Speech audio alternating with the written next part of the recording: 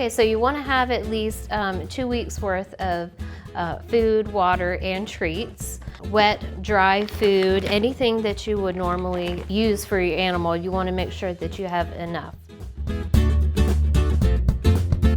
So you want to make sure that you have bedding, blankets, toys, and any other comfort items.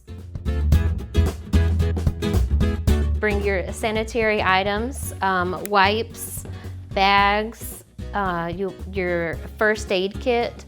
You want to make sure you have your medical documentation, proof of vaccinations, and other medical information as well. Okay, so you want to make sure you have some basic information about your animal attached to its belongings. The name, gender, description of the dog, as well as any special needs or things that are important to know about your animal, as well as a picture of your animal.